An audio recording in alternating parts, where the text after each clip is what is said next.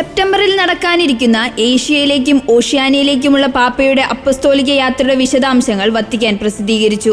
September 2 മുതൽ 13 വരെ നടക്കുന്ന സന്ദർശനത്തിൽ Indonesia, Papua New Guinea, East Timor, Singapore എന്നീ രാജ്യങ്ങൾ പാപ്പ സന്ദർശിക്കും. പാപ്പയുടെ തെക്കുകിഴക്കൻ ഏഷ്യൻ പര്യടനത്തിലെ ആദ്യ സന്ദർശന സ്ഥലം ലോകത്തിലെ ഏറ്റവും വലിയ മുസ്ലിം ജനസംഖ്യയുള്ള രാജ്യമായ ഇന്തോനേഷ്യയാണ്.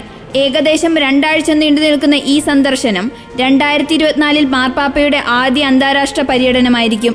സെപ്റ്റംബർ അവസാനം ഫ്രാൻസിസ് മാർപ്പാപ്പ ബെൽജിയത്തിലേക്കും ലക്സംബർഗിലേക്കും 4 ദിവസത്തെ സന്ദർശനം നടത്തുന്നുണ്ട്. റഷ്യൻ നാഷണൽ ഗാർഡ് പിടികൂടി തടങ്കലിലാക്കി 2 വർഷത്തെ പീഡനവാസത്തിനു ശേഷം മോചിതരായ യുക്രൈൻ ഗ്രീക്ക് കത്തോലിക്ക വൈദികരെ സ്വീകരിച്ച് സഭാ നേതൃത്വം.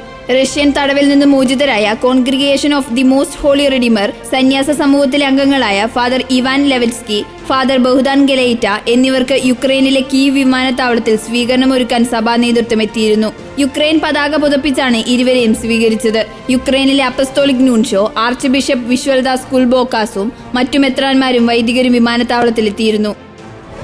കിഴക്കൻ ആഫ്രിക്കൻ രാജ്യമായ എറിത്രയിൽ കഴിഞ്ഞ 12 മാസത്തിനിടെ 218 ക്രൈസ്തവരെ അകാരണമായി അറസ്റ്റ് ചെയ്തതായി വെളിപ്പെടുത്തൽ. ക്രൈസ്തവ വിരുദ്ധ പീഡനങ്ങൾ നിരീക്ഷിക്കുന്ന UK ആസ്ഥാനമായ റിലീസ് ഇന്റർനാഷണലിന്റെ ജൂലൈ 3 റിപ്പോർട്ടിലാണ് ഇക്കാര്യം ചൂണ്ടിക്കാണിച്ചിരിക്കുന്നത്. ജനുവരി മുതൽ മെയ് വരെയുള്ള കാലയളവിൽ 110 ക്രൈസ്തവരെ പിടികൂടി തടങ്കലിലാക്കിയതായും പറയുന്നു. ക്രൈസ്തവർ തങ്ങളുടെ വിശ്വാസം കാത്തുസൂക്ഷിക്കുന്നതിനാൽ അനിശ്ചിത കാലത്തേക്ക് വിചാരണയോ കുറ്റപത്രമോ ഇല്ലാതെ തടവിലാക്കപ്പെടുന്ന സാഹചര്യമാണുള്ളത്. യേശുവിനെ പിന്തുടരുന്നത് അങ്ങേയറ്റം അപകടകരമായ സാഹചര്യമാണ് രാജ്യത്ത് നിലനിൽക്കുന്നത്.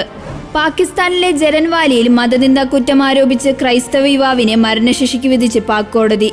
കഴിഞ്ഞ വർഷം കിഴക്കൻ പഞ്ചാബ് പ്രവിശ്യയിൽ ക്രൈസ്തവർക്ക് നേരെ നടന്ന ആൾക്കൂട്ട ആക്രമണത്തിന് ശേഷം വിദ്വേഷകരമായ ഉള്ളടക്കം സോഷ്യൽ മീഡിയയിൽ പങ്കുവച്ചെന്നാരോപിച്ചാണ് കോടതി പാക് ക്രൈസ്തവ വിശ്വാസിക്ക് വധശിക്ഷ വിധിച്ചത്.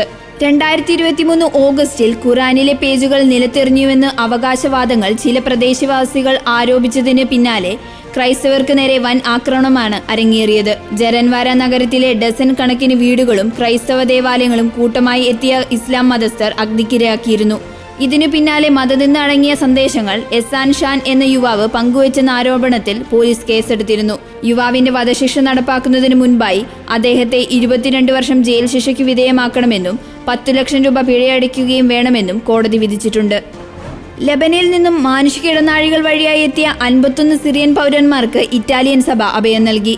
ആത്മായ കത്തോലിക്ക സംഘടനയായ സാൻ ഏജിദിയോ സമൂഹത്തിന്റെ നേതൃത്വത്തിലാണ് അക്കാർ മേഖലയിലെ അഭയാർത്ഥി ക്യാമ്പുകളിലും ബൊക്കോ താഴ്വരയിലും ബെയ്റൂട്ടിന്റെ പ്രാന്തപ്രദേശത്തുള്ള ഇടങ്ങളിലും ദുരിതപൂർണമായ ജീവിതം നയിച്ചുകൊണ്ടിരുന്നവരെ ഇറ്റലിയിൽ എത്തിച്ചിരിക്കുന്നത്. ഇറ്റലിയിൽ ഭാഷാ പഠനത്തിനു ശേഷം വിവിധ തൊഴിലിടങ്ങളിൽ ജോലിക്കായി പ്രാപ്തരാക്കും. അഭയാർത്ഥികളിൽ 17 കുട്ടികളുമുണ്ട്. ഇസ്രായേലും ഹമാസും തമ്മിലുള്ള സമീപത്തെ സംഘർഷം മൂലം അയൽരാജ്യമായ ലെബനിൽ ഏറെ പ്രയാസകരമായ സാഹചര്യം ഉടലെടുക്കുന്ന അവസരത്തിലാണ് മാനുഷിക ഇടനാഴികൾ വഴിയായി ഇവർക്ക് സുരക്ഷിതമായ ഒരു സ്ഥലത്തേക്ക് എത്തിച്ചേരുവാൻ സാധിച്ചത്.